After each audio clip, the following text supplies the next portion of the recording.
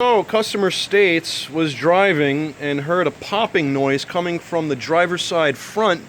Now the car got a little lean to it. Ooh. Yeah, I say that's leaning just a little bit. Just a little bit.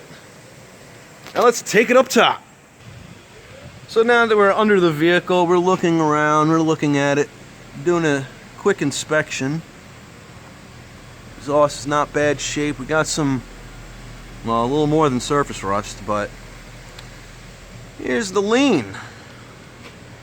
Ooh, we got a busted coil. Look at that.